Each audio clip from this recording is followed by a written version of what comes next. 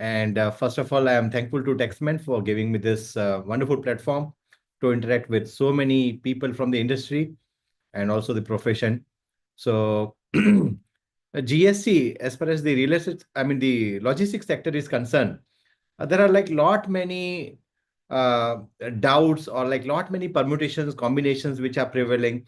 And therefore, we thought like, okay, within a capsule of 60 minutes, let's try to deliver some of the important aspects. And maybe if the need be, like we can carry it forward by way of like a detailed webinar.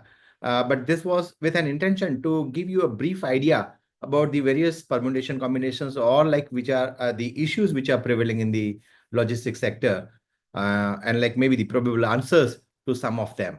So friends, thankful. Are you all ready? And I'm sure like we'll have a lot of questions in between also. So we'll take the presentation at the first place.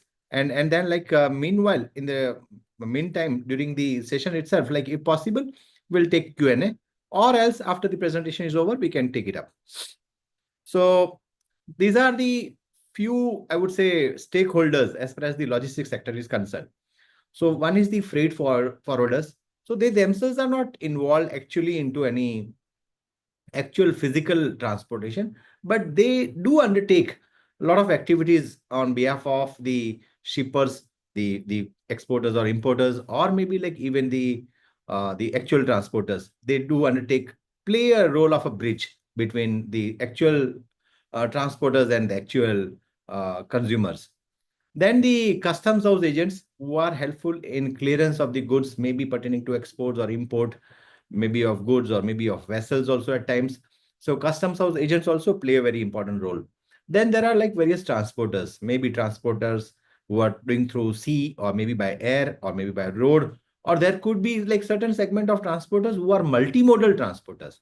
So in a one particular segment, they undertake various modes of transportation within a single transaction.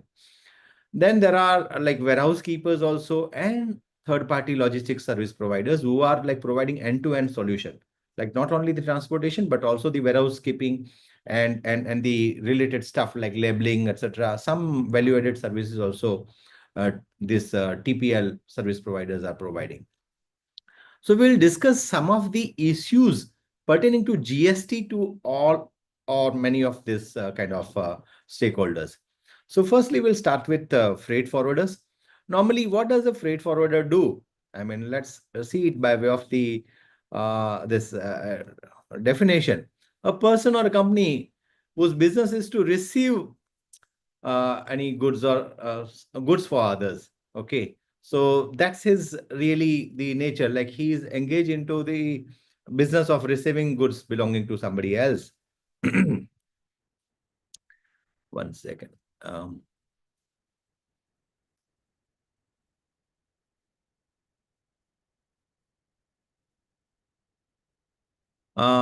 Say for example, ABC Shipping Company Private Limited, which is based out of Norway. Okay.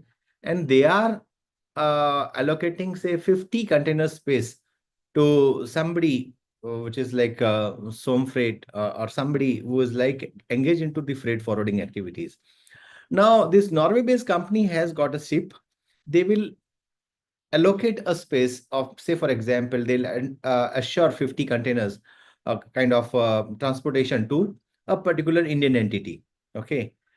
That is from Nhava Sheva to Shanghai. And say, for example, that's being done for the XYZ at the rate of $3,000. Okay. That will be assured to XYZ Freight Forwarders Limited, LLP. Now, this XYZ, who is into freight forwarding, now having agreed that, okay, it will provide the business of 50 containers and for which it will pay $3,000 from, it's like an example. So like $3,000 would be probably very small or could be not the exact figure, but it's for the sake of example. So from Nhava Sheva to Shanghai, this is the rate which is fixed. Now, this XYZ freight forwarders will search for the shippers who are willing to ship their goods from Nhava Sheva to Shanghai. And say, for example, instead of 50 containers, they are able to find shippers for only 40 containers. So only 40 containers space is being utilized by XYZ. But since it has committed 3000 USD, it will pay 3000 USD. Now for this 40 containers, it is able to procure, is able to charge, say, 4000 USD. So in terms of transaction, there is a net gain of 1000 USD. But if you see that ultimately, instead of 50 container space, the actual utilization is possible only up to 40 containers. The 10 containers space XYZ could not utilize. Now, what could be the probable questions? That first of all, the first thing is like whether the entire 4000 which is charging, XYZ is charging to the customers, whether that entire amount would be taxable or only the 1000 USD, which is the profit element, that would only be taxed. Now, if we go back little prior to the GST regime, in the service tax regime, this question of trade margins or the service margin was of very much a big magnitude, and lot many so-called notices were issued. Lot many people were asked to pay taxes on that differential amount of 1000 USD, etc. Because during those days, sea transportation used to be exempt, and then the department used to take a stand that, okay, the actual transportation is done by ABC shipping. Okay, not you. You are merely a freight forwarder. And the element of that margin which you have made, that is a service charge, and which is only for acting as a broker or something. So it's like a business auxiliary service, and you pay a service tax on that margin of 1000 USD. Now let's presume that in this case, what would have been the case if there was a loss? So instead of 3000 USD, if the XYZ is able to procure the business of only 2000 USD and there is a loss of 1000 USD, there was no answer with the service tax authorities. So they used to ignore all those negative figures, and only the positive figures were totaled up. So-called notice was out that you are supposed to pay tax on this business auxiliary services. Now, and then we'll discuss about the GST implications as well. Now, what will happen in the current regime? There are like multiple tribunal judgments to this effect, and they all of them unanimously, most of the judgments held that this kind of margins cannot be said to be towards a different service. It is part and parcel of the actual sea transportation or maybe air transportation, whatever may be the case. And it's not something beyond that. And just because you are making money, that doesn't mean you are rendering some services. So the margins which somebody is making without providing the actual service, that cannot be taxed. And number of judgments came, I mean, in that direction, that which finally upheld that there cannot be any levy of service tax. Now the question is, okay, that's the scene for the service tax. If at all any one of you are facing any service tax demands pertaining to the past periods, if there are some cases, like you can fight on this direction, and maybe like you can take support of these judgments. There are many others as well, but yeah, these are the some of the judgments where you can take a stand that the margins are nothing but just a profit. There is no service specifically for that. Now, coming to the GST regime, the entire scene is now a bit different. Okay. So now the sea transportation exemptions, etc., all things have gone now. So now, again, we'll discuss about the place of supply and other stuff a little later. But now, per se, what is being done, that ultimately freight forwarder is considered to be the actual transporter. For him, the ABC is a service provider, and their customers, the actual shippers, the persons who are exporting goods, they'll be considered to be his customers. Now, this freight forwarder, whenever it's like paying $3,000 to ABC Norway, then that's considered to be an import of services, and therefore that may attract reverse charge based liability. Okay. Place of supply, for the sake of, I mean, like we'll discuss in detail, but for this moment, let's say it's a recipient base. So in case recipient is based in India, so place of supply would be considered to be in India. So that $3,000 which XYZ is paying to ABC, that would be subjected to reverse charge based liability, and it will end up paying. Now, what is the rate, etc., will come little later. Now, as far as the Indian customers are concerned, Indian business entities who are engaging this XYZ for transportation of their goods from Nhava Sheva to Shanghai. So in their case, they are paying 4,000 USD. Since the place of supply in their case, they are based out of India, so it will again be recipient based. I mean, it will be taxed in India. So XYZ freight forwarder would charge GST on that 4,000 USD, and whatever under reverse charge it has paid on 3,000 USD, it will take set off. It will claim credit. Now here, the question. So this is about like, okay, there is no margin ka scene that whether that 1,000 is taxable. Now we are seeing, forget about that 1,000, entire 4,000 is taxable in the GST regime. Okay. So the stands of service tax now no more exists because of the change scenario. So the entire 4,000 would become taxable. Now the question is this, that I have paid GST under reverse charge, which is my input for 50 containers, whereas I've been utilized only up to 40 containers. So will my ITC, which I have been paying on that $3,000, will it get restricted to only 40 containers proportionately? So will it get reduced to 80%, because 40 containers as compared to 50 is 80%. So now I have been able to generate business only up to 80%. So will my ITC get restricted to the extent of 80%, and I will not get the full credit? That's the question.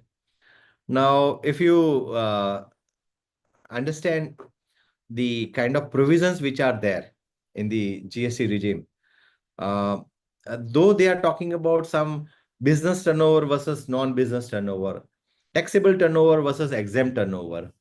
Here in this case, there is nothing of that sort, that, okay, some businesses towards the business activity and some activity, some turnover towards non-business activity. Entire 40 containers, which is fetching 4,000 USD, is the only business. Again, it is entirely for the segment, taxable segment. So therefore, the proportionate theory, which is canvassed under section 17, which put some bars, will not be applicable to this case.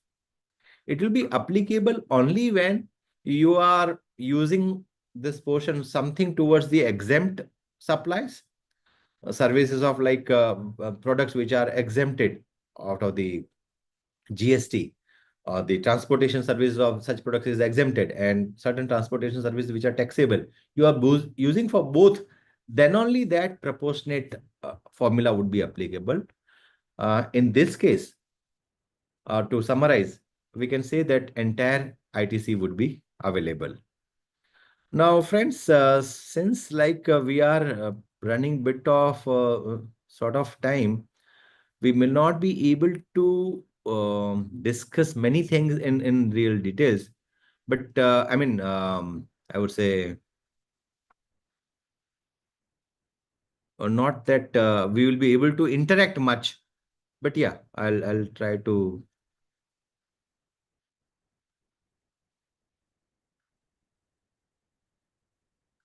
This is the broad classification. Like if you see the classification, mainly it will be 996791, or maybe the 6792. These are the two particular things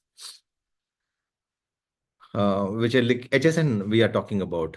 And the rate which we were discussing, that what will be the rate?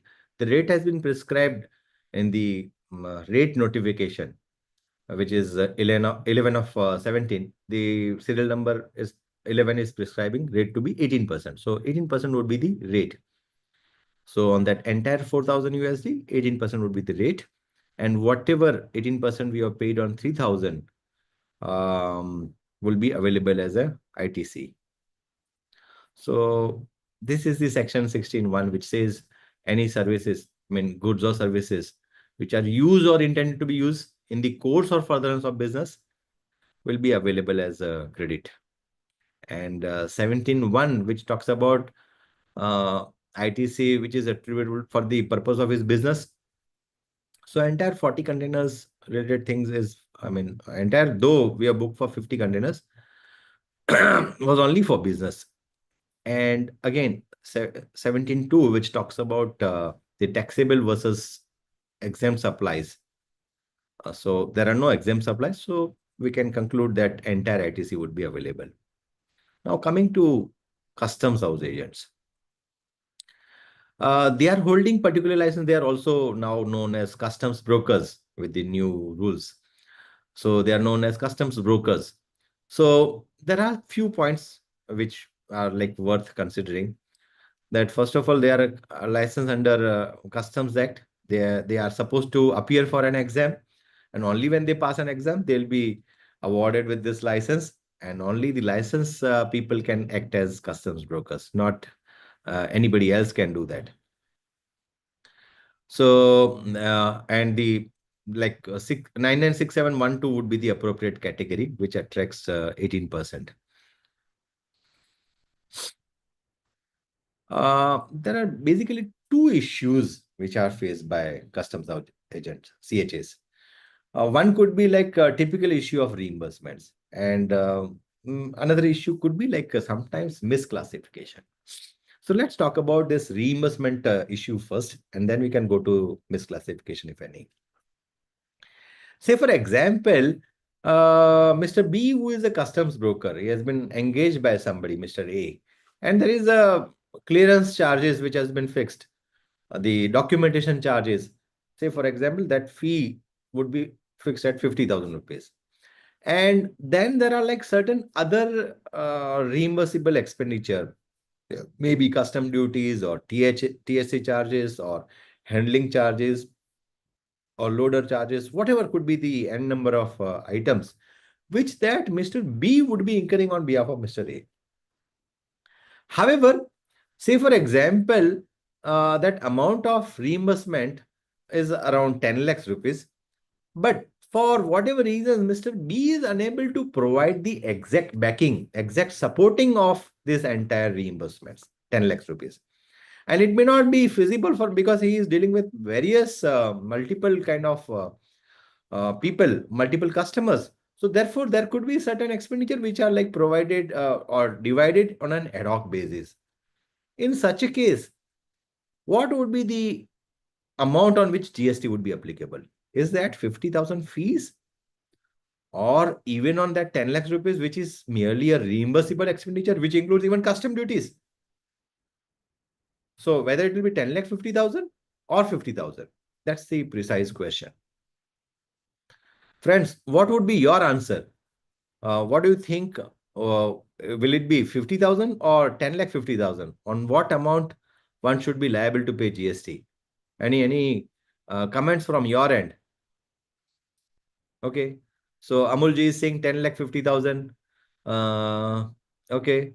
Something, Manisha ji is saying 50,000. Then Bhuneshwaran sir is saying 10 lakh 50,000. Okay. Hardik ji is saying 50,000. Great. Okay. Okay. Okay. So I understand a lot of views, and I think it's equally divided. More, I mean, 50% would be people saying that 50,000 rupees. And okay, somebody, Mr. Mohat, Mr. Lakhani is saying that it's a pure agent angle needs to be discussed over here. A good point. Yeah, Anilji, everybody. So, yeah. So there is something called as pure agent. We'll discuss that. And answer could be based on the whether this 10 lakhs rupees has been spent as a pure agent or not. And let's try to understand that. Okay, so this is the conditions like which are prescribed in Rule 33 of CGST rules, which talks about what value should be excluded, what value should be included. And it says that if something has been incurred as a pure agent, okay, and for which you need to follow the following conditions, then it can be excluded. That value would be excluded from the value of supply. So 10 lakhs can be excluded provided we need to see whether we have fulfilled all these conditions. He makes the payment. Who? The supplier. I mean, in this case, like the customs broker. He is making the payment to the third party. Third party could be like loaders or whoever, various other parties. on authorization by such recipient. Recipient is the customer of this customs broker. Okay, in this case, like Mr. A who is engaging Mr. B. So Mr. A is the customer, he is the recipient. Mr. B is the custom broker. So he is the supplier of services of his CHA services. So he has to, custom broker has to ensure that he is making to third parties only on authorization by his client, customer. If there is no such authorization, obviously in this case, it appears that, okay, there is some authorization and therefore only like he'll pay 10 lakhs rupees on behalf of A. Then the payment made by the pure agent, that is the customs broker, on behalf of the recipient of supply, that's the customer, has been separately indicated in the invoice. So 50,000 plus 10 lakhs. 10 lakhs should be separately mentioned in his invoice, okay, that this is reimbursable expenditure. Presuming the second condition also would have been fulfilled, that it has been mentioned in separately in the invoice. Third condition says supplies procured by the pure agent from the third party as a pure agent of the recipient of supply are in addition to the services he supplies on his own account. So obviously he is providing the customs clearance role. In addition to that, the other services have been procured. So far there does not appear to be any issue. Now let's look at this explanation, which says who is pure agent? That whether a person is a pure or impure agent, how do you determine?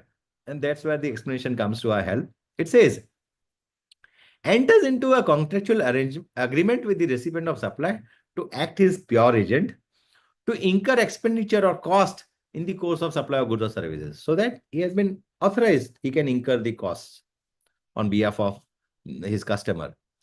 Neither intends to hold nor holds any title to the goods or services. He is not interested in actually holding either title over the goods or services.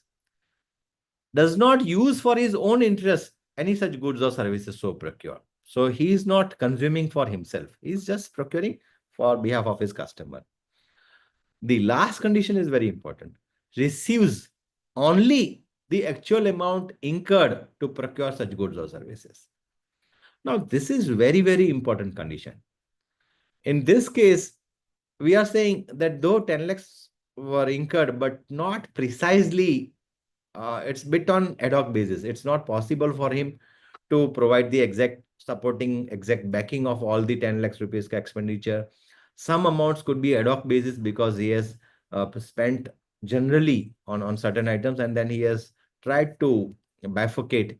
In such a case, for the smallest of such element, the entire 10 lakhs can be jeopardized.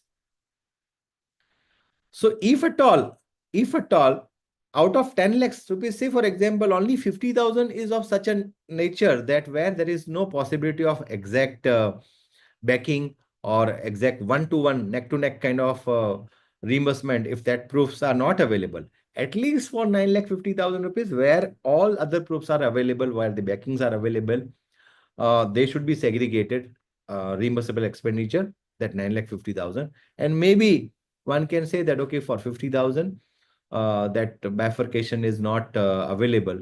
And in such a scene, there could be a possibility that it will be only the 50,000 would be taxed on net, not that entire 10 lakhs rupees. Otherwise, the entire 10 lakhs will be added to that basic value of 50,000 and 10,50,000 will become taxable. Just give me 1 minute.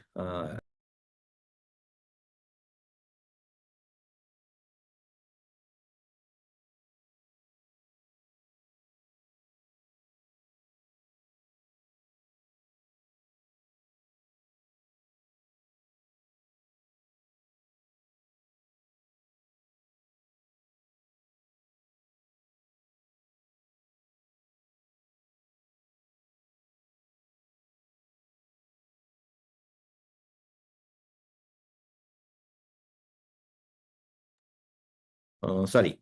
So yes, so only if the conditions are fulfilled, one can claim deduction of 10 lakhs rupees. Otherwise, the whole 10 lakhs rupees will become taxable. So therefore, some people, as they rightly mentioned, that you need to check whether pure agent conditions are fulfilled or not. Moving forward, let's go to the case of a misclassification.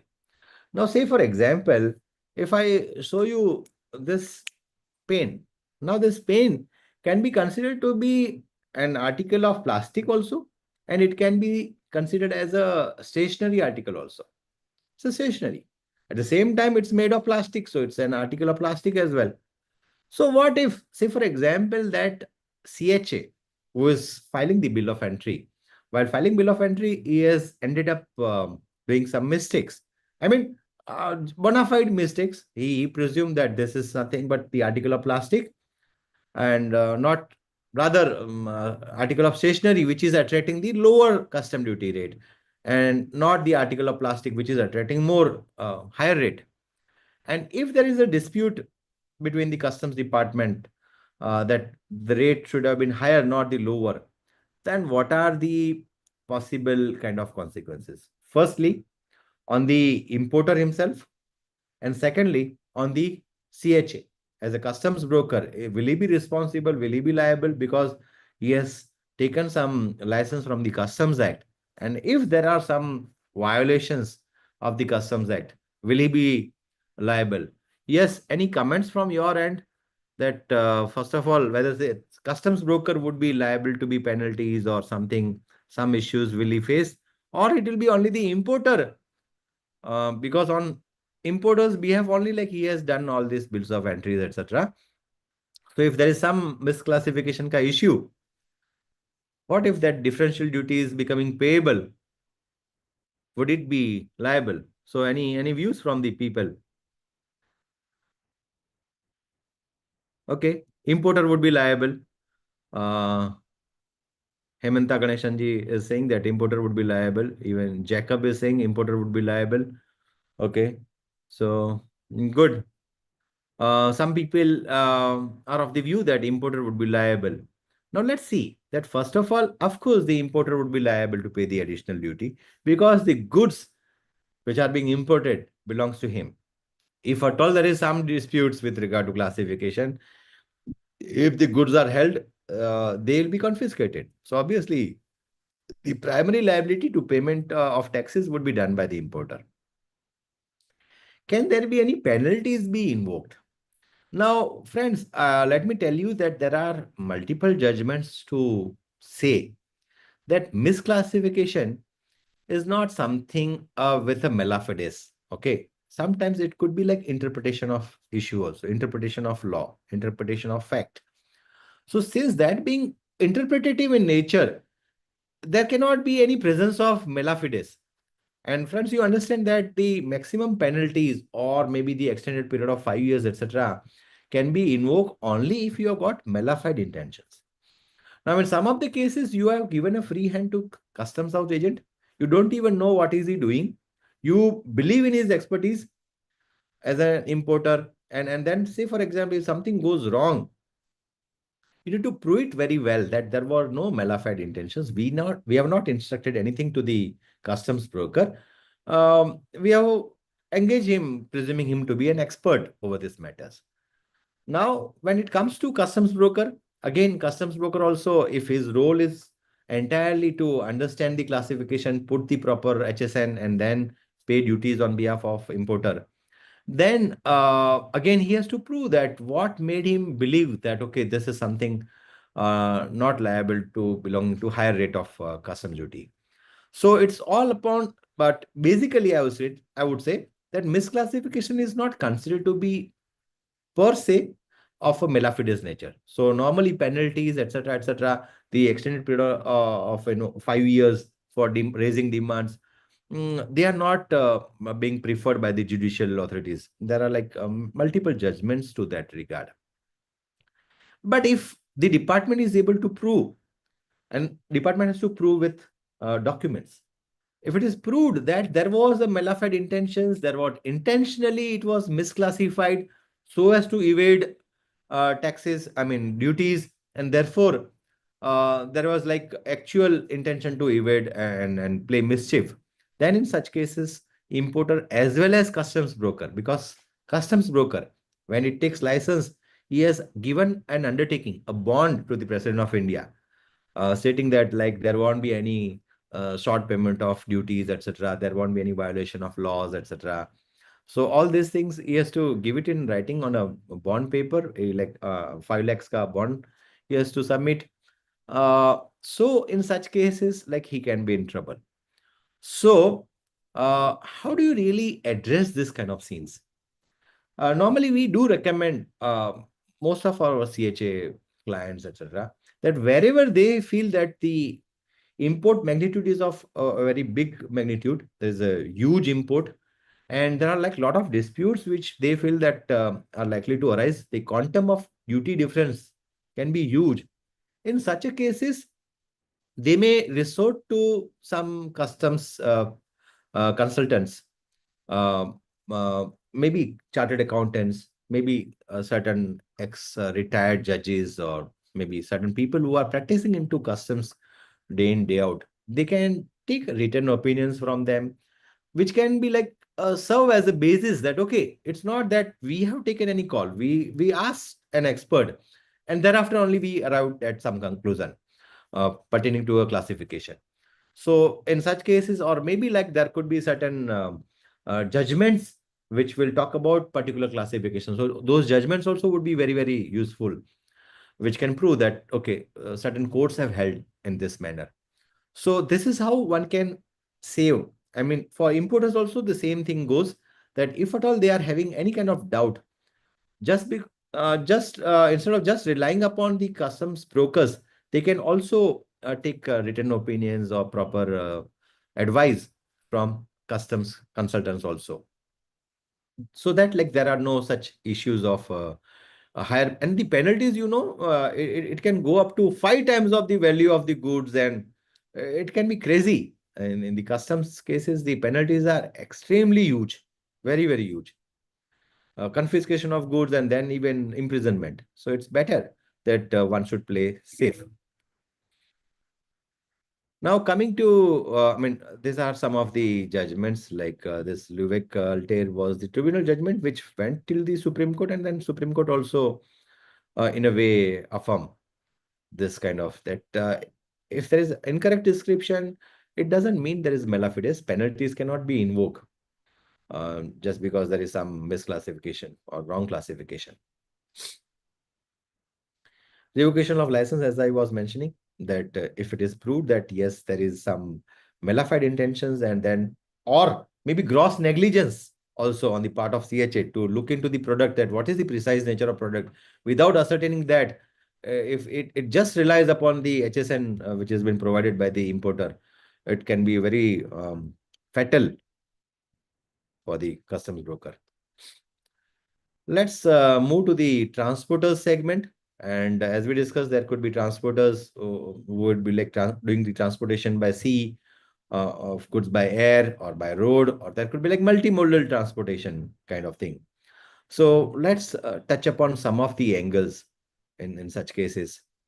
So these are, first of all, the classification HSN, and even the rates which have been like given here. In case of like air, normally it's 18%, and for that C, it's like 5%.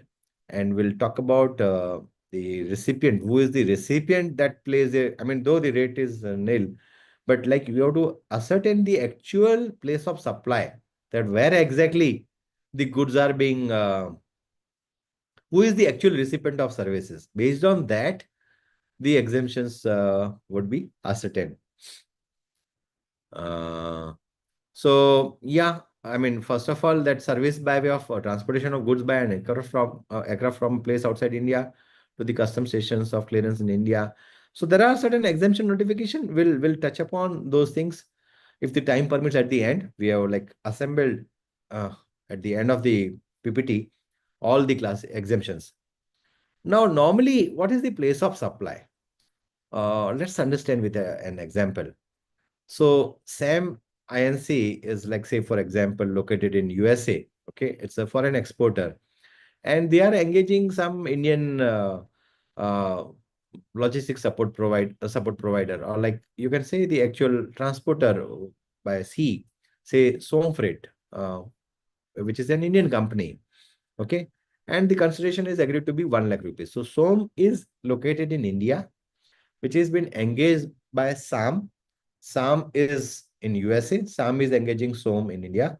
And what is the role of SOM? That it should bring the goods which are lying at, say, for example, American airport. Okay.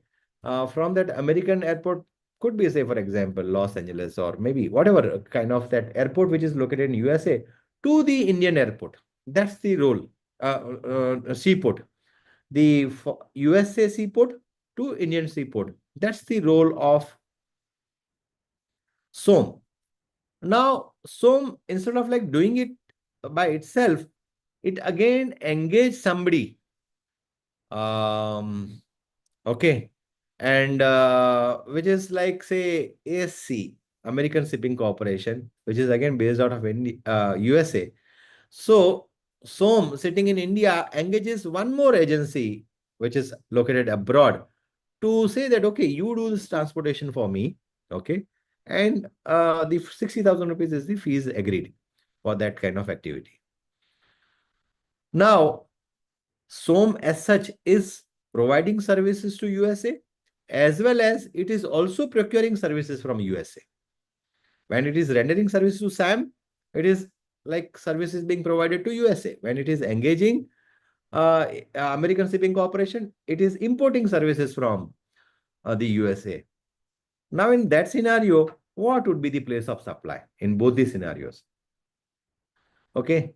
So let's say earlier, uh, it was like Section 13 of IGST Act used to deal with, I mean, IGST Section 13 deals with all the international scenarios where, like, at least either the recipient or the supplier, both, either of these two are located abroad, then Section 13 becomes applicable. So one may say that, okay, all international transactions are covered by Section 13 in a other way we can say so. Now, there was a subsection 9 which used to provide the place of supply of transportation of goods. Okay. Was the place of destination of such goods. So if the goods are destined to India, the place of supply would be India. If the goods are destined to abroad, it will be the abroad which will be considered to be the place of supply. Now that has been removed from 1st October 2023. So now the question becomes, if there is nothing which is specific to transportation of goods, there are like place of supply rules which prescribe that if it is immovable property related services, you see where is the location of immovable property. If it is performance-based services, you need to see where is the performance which is happening. And there are certain provisions. And there is a general rule that if none of these are covering your situation, then you need to check where is the recipient of services located. That will be the place of supply. So first of all, you have to check that either from 2 to 13 is the, I mean, 3 to 13, are there any cases which are specifically covering your case? If no, you fall back to the general scene where it is said that ultimately um, the recipient is located. Now 13.3, which is saying that ultimately if you have to make available goods, then you have to see where the actual goods are lying, and based on that you determine the place of supply. So the question is whether now transporters after 1st October 2023 will be governed by 13.3A, which is talking about the physical availability of goods. Okay. And therefore the actual place of performance. Will that be the case? Then in our case, again, the goods are made available in one case abroad, and finally it is reaching to India. So again, it can lead to a very different scene that some lag is abroad, some lag is in India. If say we say that, okay, this rule is not applicable, then by default we'll fit into the general rule, which says wherever is the recipient located of that service would be the place of supply. That makes it makes life very easy. Now the debate was going on that after the removal of 13.9, where will it fit into that 13.3 or 13.2, which is general rule? Ultimately, department came to rescue. They clarified on 27th October in the same year when it was removed, 13.9 was removed, that ultimately it will be 13.2, which is the general rule, that wherever is the recipient located, at that place, that would be the place of supply, and accordingly you decide. Now let's go back to our example. When Sam is engaging Som, who is the recipient of services? Sam sitting in USA is engaging Som. So recipient of services, Sam, is in USA. Therefore, the place of supply in the first case for that 1 lakh rupees would be USA. But in order to provide these services, Som is engaging again American shipping company ASC. And for that matter, it will be considered that the recipient is located in India, and therefore the place of supply would be in India. And therefore, for that matter, Som would be liable to pay tax under reverse charge. So what will happen in this case? On one hand, it will be export of services, qua 1 lakh rupees. And for that 60,000 rupees, it will be considered to be import of services. Now, what will happen to the ITC? Of course, one can claim ITC, but then there is no output liability. So unless if these services are with payment of taxes, yes, that can be one route. Or maybe if it is under LUT, maybe some will have to go for refund.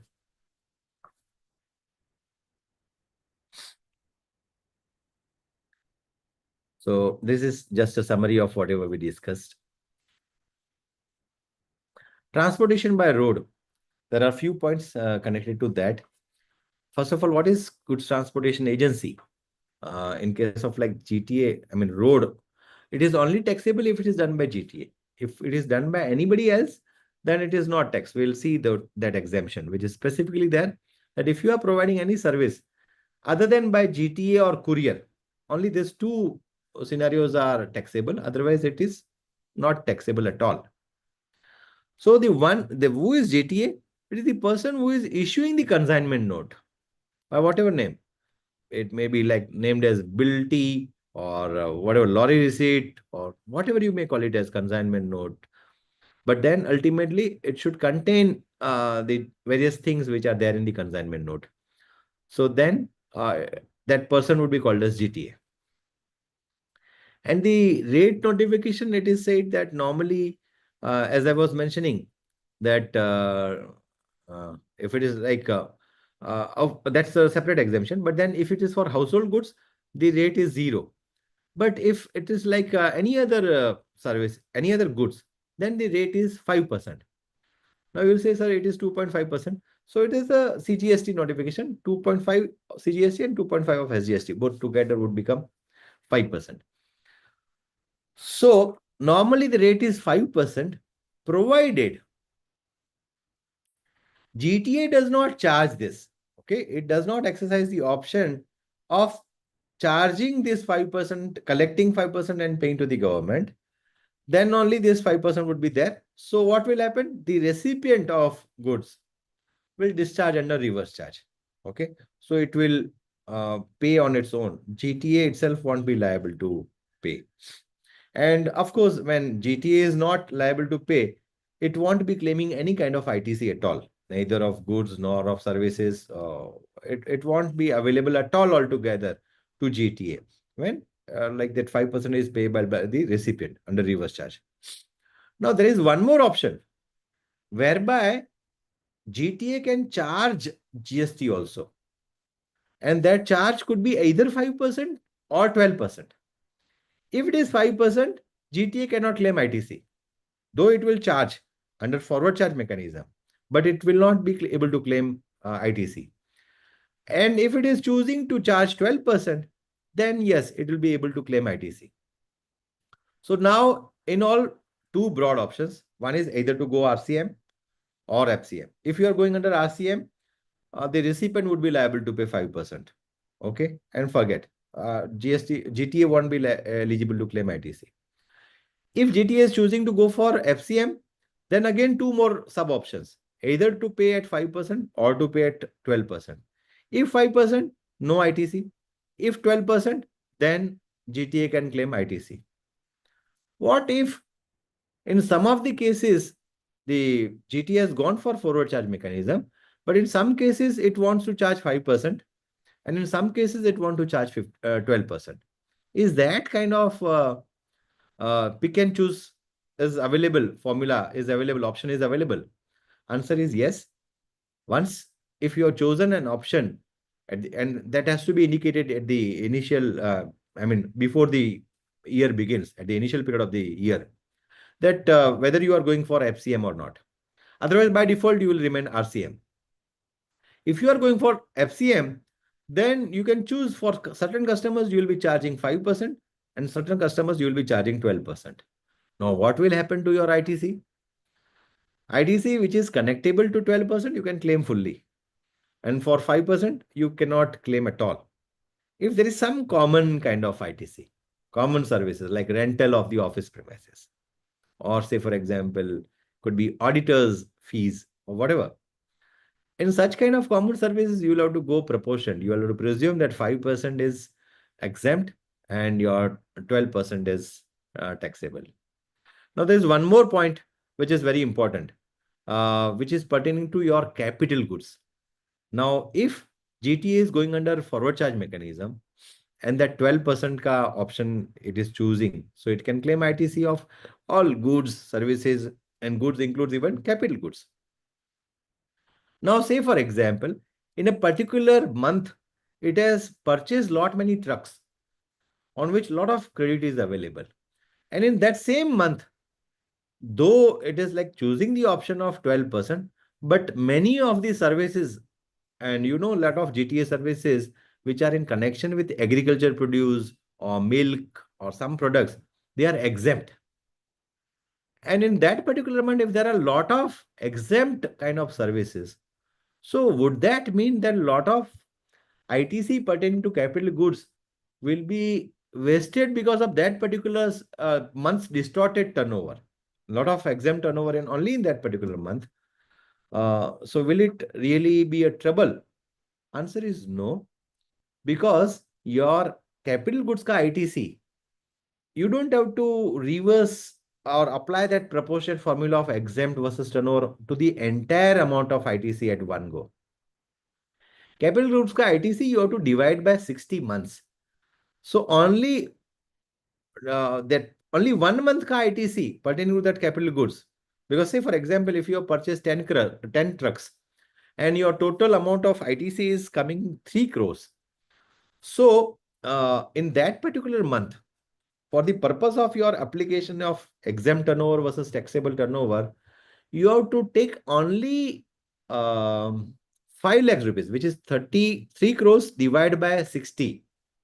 Okay, which will give you maybe a figure of around 5 lakhs rupees.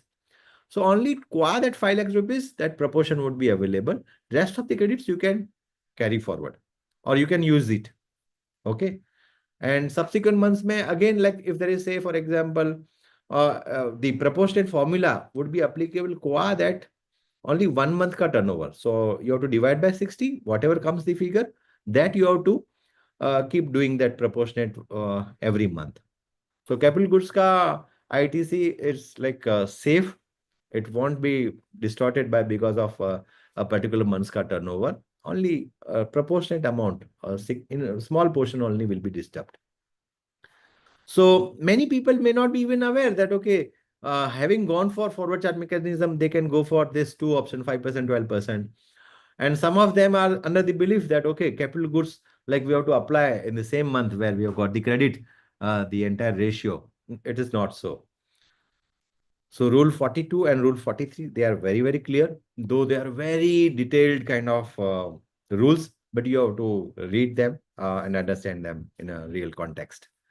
So for transportation, yeah, place of supply or the taxability, we can summarize like this. For domestic transportation, whether it is Indian customer or foreign customer, normally, since the transportation lag itself is within India, the entire physical movement is happening within India. So that's likely to be taxed. There is no other way. But if, say, for example, that local transportation is being engaged by a foreign customer altogether, so the recipient being located abroad, one can say that place of supply will sit outside India. And since I'm getting foreign currency, and therefore it can be like export of services, though the transportation moves from India to India. There is like some specific provision in section 12, which is creating a little bit of hurdle. And normally, international transportation, we have to see that who is the recipient. Is it a foreigner, the foreign-based entity? Then, of course, the place of supply would be outside India.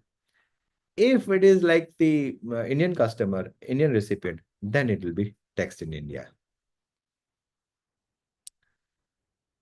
Uh, can one single legal entity giving GTA services discharge under RCM and FCM?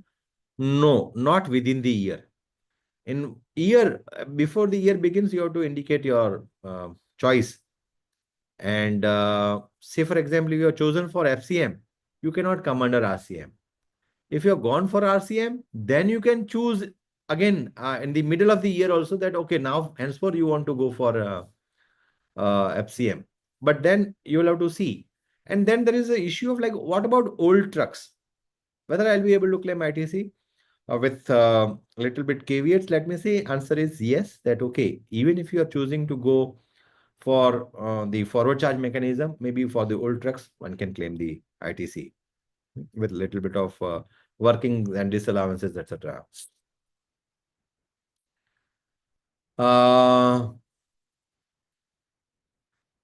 So once FCM is chosen, the reverse is not possible. But then if you have chosen RCM, FCM can be chosen.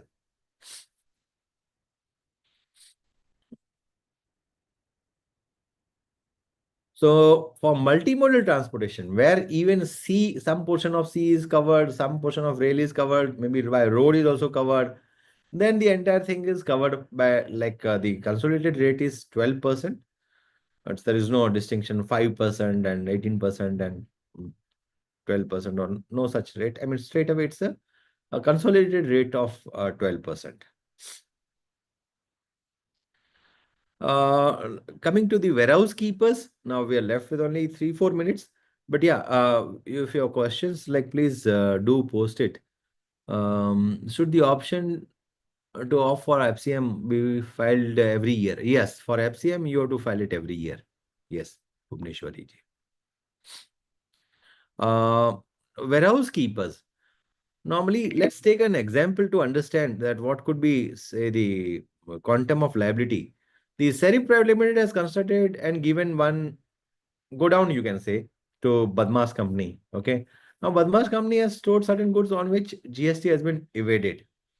Now, will there be any liability of Serif Limited? So, can a warehouse keeper or a go down keeper or go down owner or a go down operator or a warehouse operator, can they be liable if their consumer, their customer is like doing some mischief, he is not discharging GST liability? And what do you think? Will they be liable because of some mischiefs of their customer?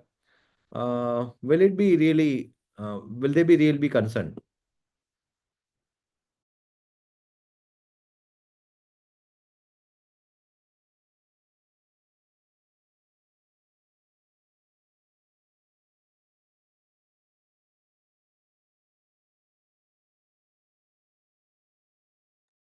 Yeah. So, I'm seeking response. Manisha ji is saying no. These are two separate supplies. Sudhaji is saying no. Okay, good. Okay. So many people are like responding, and normal answer should be no. But be careful about section 122(1), which says that the one who is supplying, transporting, or storing any goods which he has reasons to believe are liable for confiscation.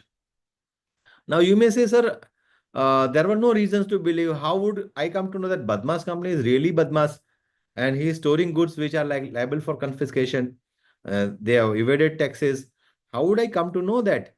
But again, it's otherwise also very difficult to prove. That how would you say that you are not aware that this tax is?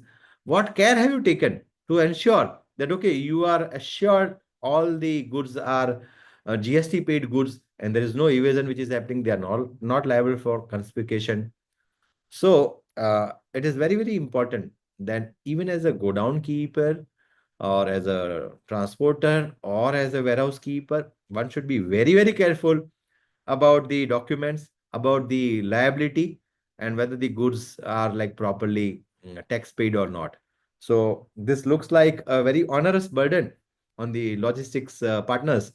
But yeah, this is how the law has been framed. So unless and ignorance is not the excuse. So it's better to be a little bit vigilant, and you ask for the relevant documents whenever you are dealing with any goods. And many warehouse keepers have started like rather getting engaged into the invoice raising and stuff like that. So they are providing value added services as well. But at the transporter's end, there could be still some loose ends which needs to be tied up. So one has to be very, very careful that if any exemption has been claimed, there are properly forms filed, properly the declarations made. And unless you are pretty sure that the taxes are well paid, one should be really very careful while dealing with those goods. So these are about the warehouse keepers. There are like various exemptions as I've been mentioning. Uh, so we can maybe take have just a quick look at those exemptions. We have discussed about this one particularly.